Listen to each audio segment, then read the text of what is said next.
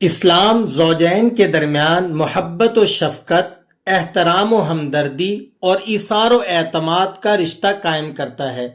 اسی لیے اس نے شوہر اور بیوی کو ایک دوسرے کا حریف نہیں بلکہ معاون و مددگار قرار دیا اور اسے لباس سے تعبیر کیا۔ چنانچہ ارشاد باری تعالیٰ ہے، وہ تمہارے لیے لباس ہیں اور تم ان کے لیے۔ مزید یہ کہ اللہ تعالیٰ نے دونوں کو ایک دوسرے کے لیے باعث سکون بنایا۔ ارشاد باری تعالیٰ ہے، اور اس کی نشانیوں میں سے یہ بھی ہے کہ اس نے تمہارے لیے تمہاری جنس سے بیویاں پیدا کیں تاکہ تم ان سے سکون حاصل کرو، اور تمہارے درمیان محبت اور رحمت پیدا کر دی۔ اسلام نے میاں بیوی کی سرگرمیوں کے دائرے متعین کر دیے ہیں کہ دونوں میں سے ہر ایک کا ایک مخصوص کردار اور دائرہ عمل ہے جس میں اس نے رہ کر کام کرنا ہے، اور ہر ایک سے اسی کے تعلق سے سوال کیا جائے گا۔ نبی کریم صلی اللہ علیہ وسلم کا ارشاد گرامی ہے، تم میں سے ہر شخص ذمہ دار ہے اور ہر شخص سے اس کے متعلقین اور ماتحت لوگوں کے بارے میں سوال کیا جائے گا۔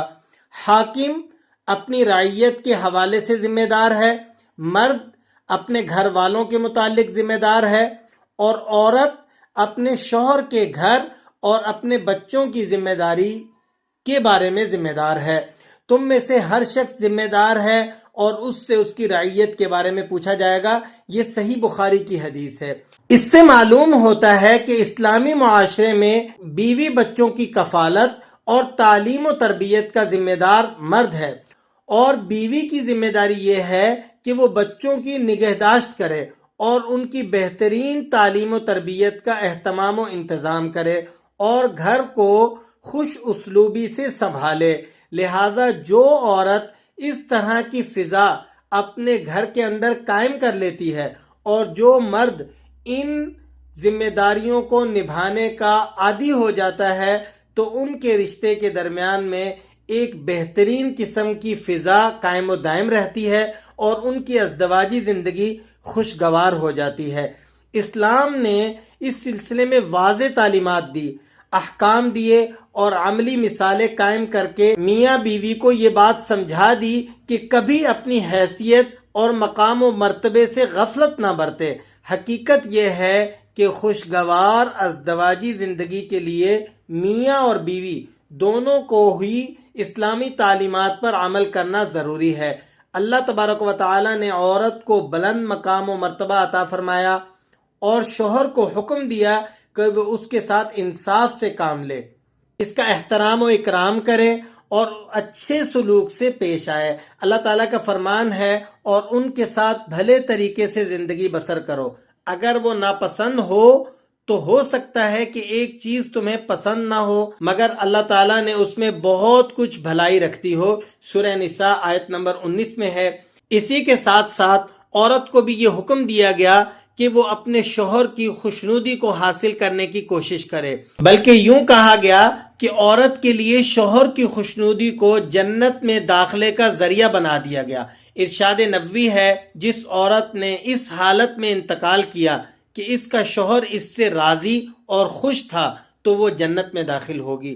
رسول اللہ صلی اللہ علیہ وسلم نے ایسی بیوی کے لیے وعید سنائی جو اپنے شوہر کی نافرمانی کرے اور اس سے الگ رہے۔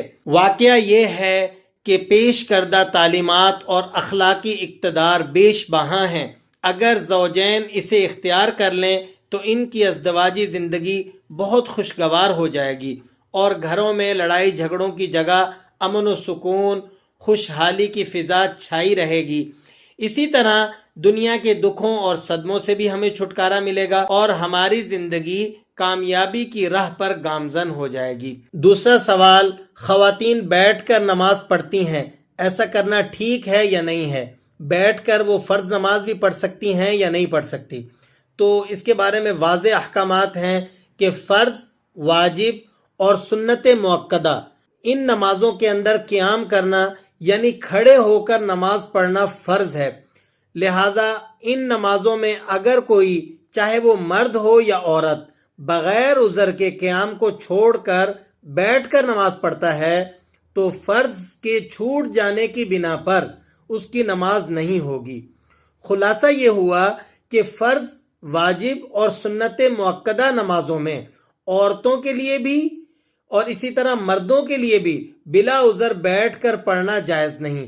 البتہ اگر کوئی عذر ہے، خاص طور پر عورتوں کو جو حمل کا عذر ہوتا ہے وہ مردوں میں تو نہیں ہوتا، عورتوں میں ہوتا ہے، تو عورتوں کو جب ان ایام میں قیام پر طاقت نہیں رہتی یا اس میں تکلیف آتی ہے تو اسلام نے اس کے اندر ان کو چھوٹ دی ہے۔ نفل اور سنت غیر مؤکدہ یہ جو نمازیں ہیں ان کو آپ بلا عذر بھی بیٹھ کر پڑھ سکتے ہیں، مرد بھی پڑھ سکتے ہیں اور عورتیں بھی پڑھ سکتی ہیں، دونوں کے لیے جائز ہے۔ البتہ نفل یا سنت غیر مؤکدہ نماز بلا عذر بیٹھ کر پڑھنے کی صورت میں ثواب آدھا ملتا ہے۔ آج کی ویڈیو کے موضوع کے حوالے سے یہ 2 عنوانات تھے۔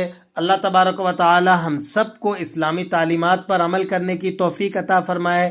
دعاؤں میں یاد رکھیے، خوش رہیے۔ السلام علیکم ورحمۃ اللہ وبرکاتہ۔